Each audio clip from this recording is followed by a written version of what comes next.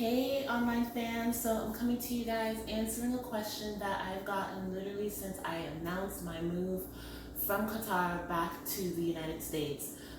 First off, I filmed this originally outside after doing some of the shoots that I think you might have seen further up in the blog, but New York is so loud and just listening to the feedback, the background sound was just too much, so I thought to reshoot some of that here.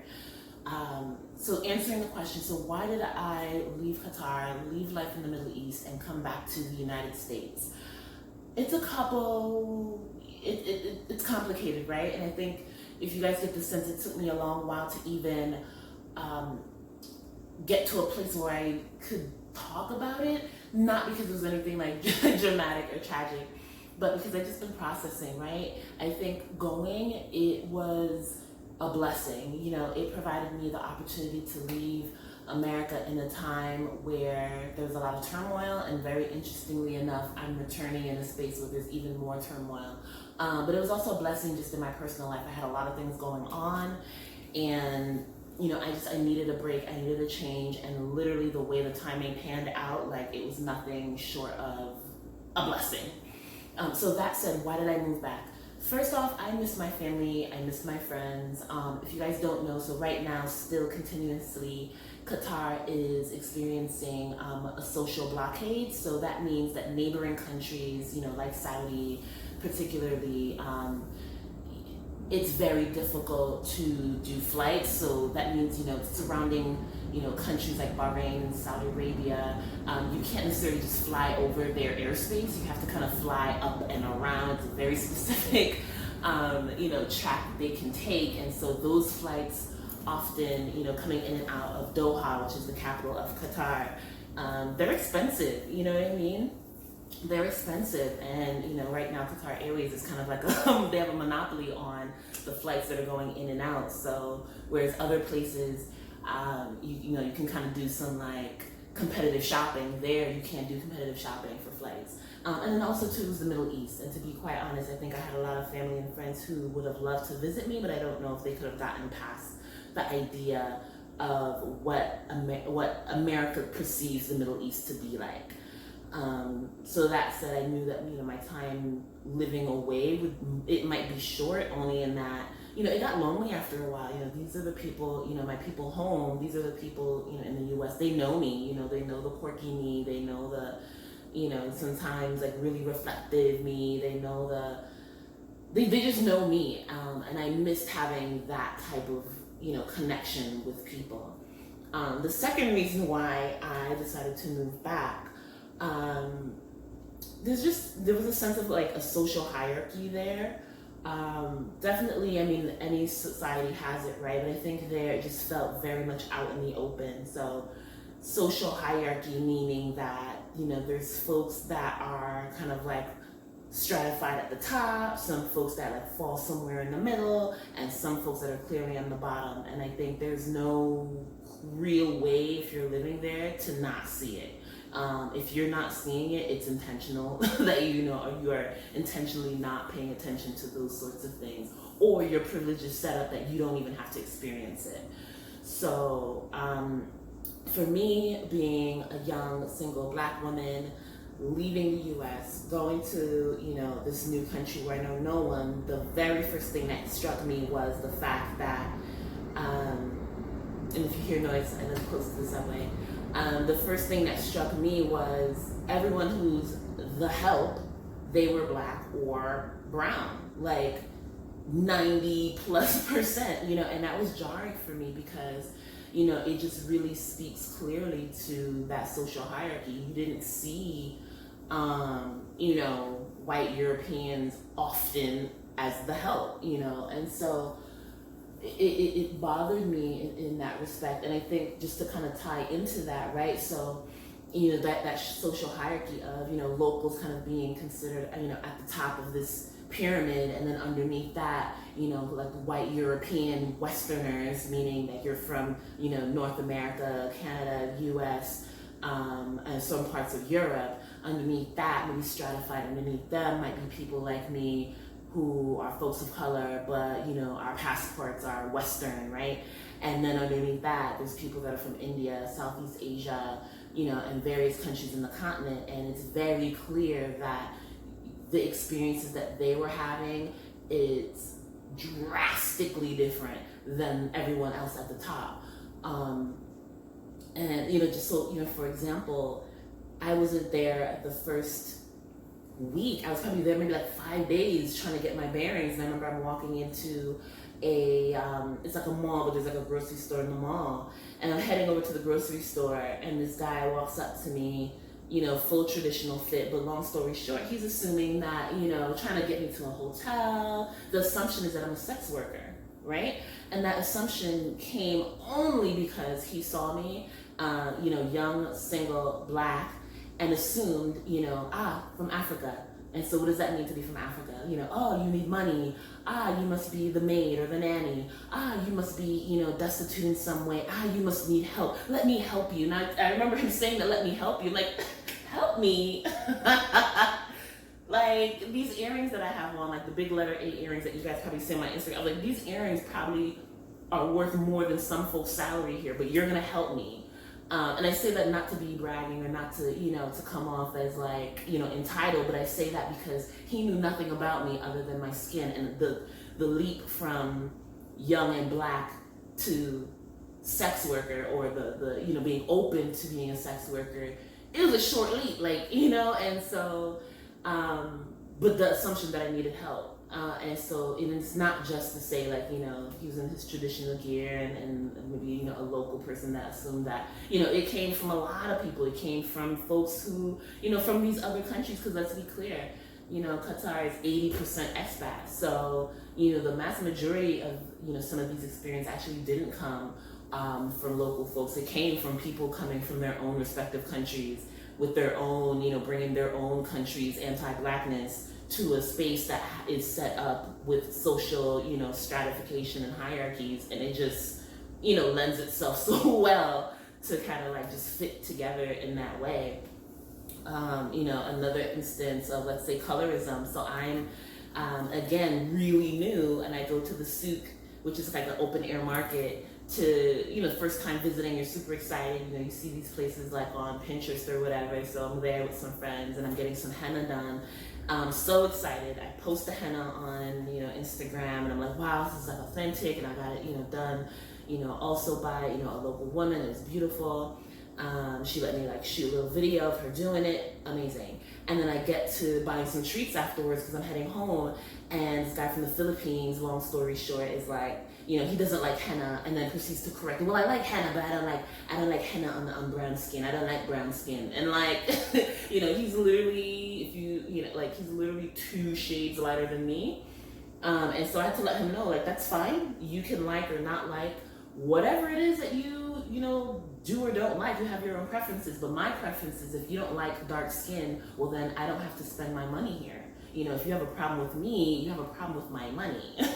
And so, and I snatched the money back, and the look on his face, was just, I think, one of like shock, and was also one of like anger. Like, you could see the anger in his face because he wasn't used to being confronted. And again, I think because I was navigating that space, definitely like, passport privilege, I could say that to him, right? My passport privilege, and I bring that up only because, if I were to say, for example, if I were to say something, me going home means I'm going back to New York.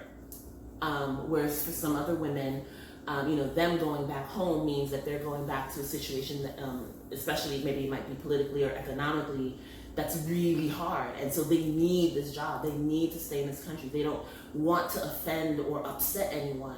For me, as new as I was, and I was still trying to figure out how to tackle some of these conversations as they were coming up, because, like, I'm cute, I don't want to be locked up abroad, but I also don't want to be disrespected. And disrespect for me is like a trigger button for me. Like, I know that about myself. And I could go from like 0 to Kanye pushing a camera out of my face really quickly. And so even as fresh and new as I was into the country, I knew that I wanted to say something. I just couldn't figure out how at that time to say it. So, it was just very, just talking about like the hierarchy and the assumptions and kind of like the way you interact with people based on maybe their social standing is just very matter of fact. It's just very like, that's what it is. You know, I remember chatting with another, a colleague at work, Black woman, and I was like, yeah, these are my experiences. You know, you could be out in the club and they assume that you're, easy. They assume that, either they want to like touch in a way, and you're like, I'm turning to like an invisible person. I remember turning to this guy who tried to, I think he was trying to come in for a kiss, and the look on my face, he stopped about here. And I was like, are you kidding me? Because I know for a fact that if I were a woman in a thobe, if I was a woman in a hijab, he wouldn't even dare to do that. He wouldn't even dare to enter the space that way. A stranger, mind you, hadn't said anything to him, only that he's walking up. He wouldn't have dared to do that. But again, right, there's these assumptions of either, I think, being from the West, and compounded with that, sometimes like the fetish ideas of Black women, the over, hypersexualized ideas of Black women, and again, coupled with the, she's Black, she may need money, she may be from some poor country, the way that they approach me when I'm out socially, as opposed to maybe, either like white colleagues and friends, it's very different. And I just didn't have the energy for that. Like, after a while, yeah, I'd go out, but sometimes too, I was like, listen, that ain't worth, I'm not a clubby person anymore. Like, I lived my life. So by the time I got to Qatar, like, I spent 12 years in New York, plus college, and, in Connecticut and partying. So like, the parties, I could take it or leave it. And so sometimes just the idea of partying, like, it wasn't worth me going out sometimes and having to navigate a bit of that. But yeah, so that's a major one.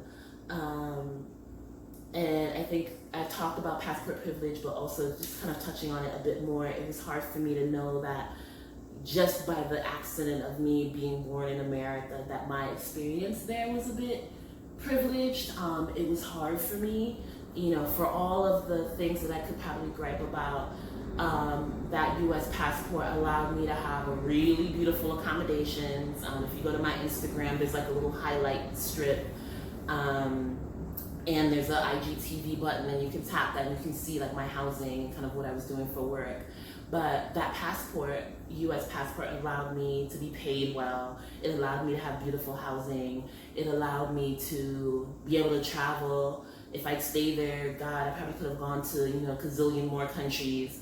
And just knowing that had I been born maybe in Ghana, my dad's from Ghana, that my experience would have been drastically probably different, It would dictate whether or not I'm able to even travel, how often I'm able to travel, whether I would need to check in with my supervisor every time I wanted to leave the country, whether I was able to get a license or not, whether I was able to have access to, even going out to social settings, certain clubs or not.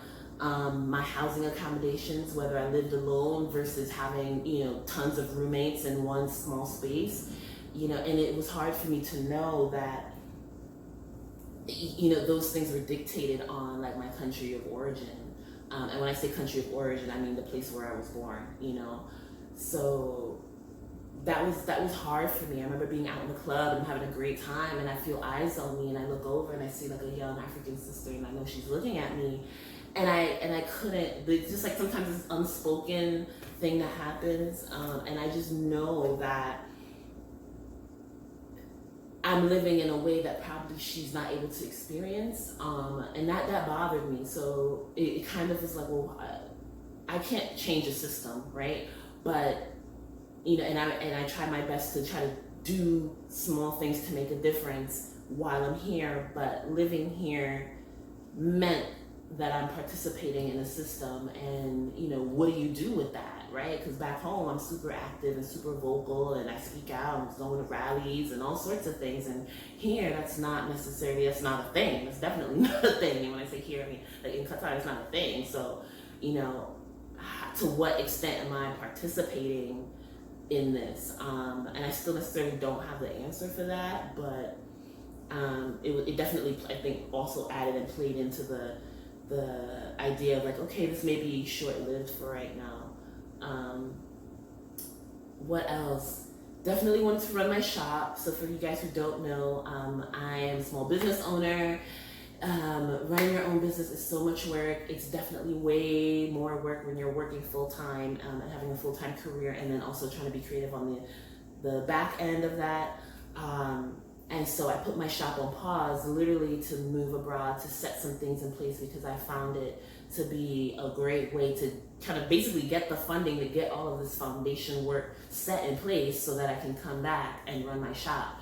And if you think airfare is expensive, like shipping anything, like my mom was sending like these little priority box mail to me, and that was like $70 to $100. So you can imagine if someone ordered something from me, you know, who's paying $30 to receive a small ring, you know, because I'm shipping it from the Middle East as opposed to shipping it from, you know, out of New York. So that was a big thing too. You know, I always wanted to kind of take that risk and run my shop. Additionally, just to kind of like be free for a little bit, you know, that's the end goal, is to kind of run my shop full time. I was doing that for a bit when I transitioned back, but New York is expensive. So, you know, I do have a 9-to-5 right now, but definitely looking to make that shift. And I think finally, because I don't want this to be too long of a video, but just relationships, right? Like I think dating just in the expat world in general is super casual. And I've never been like a casual person per se. Like you don't marry every person that you date. However, like I'm super reflective. I'm in my head a lot. I gotta think and decide how I feel. So even if I was gonna be casual with somebody, like I just gotta, you know, like it takes a while. Like I always use this analogy. I'm like a cat in a tree. And it takes me a while. I gotta observe you. I gotta see how you move. I gotta see how you know, what your energy's like, and then, you know, decide from there, like if it's gonna be like a thing, or if it's just gonna be us hanging out, having a good time, and, you know, doing adult things. Either way, right? Like I just don't know if I'm gonna be able to hop on Tinder, you know, meet somebody, and like a day or two later be able to get to that level of intimacy. And you would think, right, because Qatar is like a really, like it's a conservative Muslim country, and you would think like those things don't happen out there. No, it's popping. You know, like these dating apps and, you know, clubs, and you know, you can find all the fun you want out there, which is great, right? Because people need an outlet. But for me, I think, you know, if I want to actually get into something a bit more intentional, I don't think that was a space to do it, right? Because I think, again, right, all of what I'm talking about, you know, dating definitely can happen. I don't know, maybe I didn't stay long enough to kind of meet like an expat boo, but folks, you know, for me, you know, I date men exclusively, and the men either came with their families, they either came having families back in their home countries, or, you know, they came to like be real super loose and have fun, and it's a small sliver that were probably like actively looking for something. You know, and again, in a space where a lot of countries are still trying to figure out how they feel about Black folks, and figuring out what to do with historical, you know, concept of like anti-Blackness and, you know, anti-Africanness. I mean, you see it now, right? Even in Europe, there's this move and this push of, you know, anti-immigrant, and, you know, what does it mean to be a real whatever. I don't know if a lot of them were interested in bringing home a Black woman. Let's be real. Like, you can date and have fun, but are they bringing them home to meet, you know, the family? You know, does the family like know that you even exist? I don't know. And I got the strong sense that, you know, it's all fun and games to date and have fun, and, you know, the casual sex or whatever. But, you know, are we having a traditional, you know, wedding with a Black bride, you know, and maybe, you know, Arabic husband, or it may not. Like, there's Black Arabs, and so maybe I could have like found my niche that way, and maybe I wasn't there long enough for that. But, you know, between the casual nature of expat dating and the very traditional nature of a lot of families who, you know, they want to date their own, in, you know, they share the same culture, they're from the same region, and that's fine and that's beautiful. But like, you just got to know where your market is. And I didn't feel like my market for, you know, elevating to the next phase of like really what I want, you know, which is like a genuine connection. I don't know if that was gonna happen out there. So instead of, you know, wasting some good years that I got left. We still cute and popping. Let's take this home and see what's what. Just so we can get us a little dating situation facilitated. I want to go on dates and sit on park benches and eat ice cream and just be super cute. And also not have to hide it, you know what I'm saying? Because, again, sex out of marriage there is illegal. Like, for as much as it happens, it's illegal. And I don't necessarily want to have to jump through hoops to live my adult life. So that's the bulk of it. I'm trying to think if there's anything else closing out, because I really don't want this to be too long, even though I feel like it's getting too long. Would I ever move back? Maybe, right? And I think, right, that's the part that it took me so long to even get this video out, because I still don't know. I'm still not settled maybe in my decision, in that I know why I'm here, but to be honest, I do miss the lifestyle. I do still have friends that are there. And when I say the lifestyle, I mean that freedom, right? Being able to pay off bills and wake up in the morning having paid off said bills and just like, what do I feel like doing today? I feel like shopping, or I feel like going, traveling to some, far-flung country, and it's literally like 3 hours from here, or, I feel like whatever. Like, there's a privilege in not stressing about bills, that you can then alter your thinking. Your thinking shifts from I need to, I have to, to I want to. This fulfills me. What makes me happy? Money can't buy happiness. True, facts. But it can definitely free up your mind so you can figure out what does. What will make you happy. And so, would I move back? Yeah, with some certain things in place. I think if I were to ever go back there, or even to the region, I would go back, I think, stronger, faster, smarter. I left in a really kind of stressed state, and so I think that also might be why when I got there, I was like, right, I don't know if I have the mental capacity, the mental space right now to be entertaining some of these things that are happening. But having been there, at least I know now what to expect. I would ideally go there with a partner / marry, because again, these conservative areas, it sucks, right? Like, talk about patriarchy, but that wedding ring symbolizes to a lot of folks that you're deserving of a certain level of respect now. Or it buffers, because then there's the presence of some man, and even if that man is not sitting or standing right beside me, there's a man in her life, and so then, I may not come and try to entertain her with the BS. Which, even stateside, right? Let's talk about it. Like, US is not perfect. And so I think that's also why I'm still like, we left some nonsense there, and we're coming back to nonsense here. And, even here, right? Like, guys can be jerks, and, if they see a wedding ring, then they might, they'll probably refrain a bit more on the nonsense, just because they know that there's a male figure. If they were to act up, that there's a male figure that probably can come and check them on it, as opposed to being kind of out here single in the world, the assumption that you don't necessarily have like that protective male figure. So there's that. I'm still processing. If it sounds a bit like contradictions, it's probably because I'm still processing, like I said. Do I want to move abroad again? Yeah. It'll probably be, ideally, like, I can just foresee happiness, like, in a place like Costa Rica. I went to visit and I absolutely love it. Someplace tropical would be amazing. Big hair, even more bangles that I don't have on today.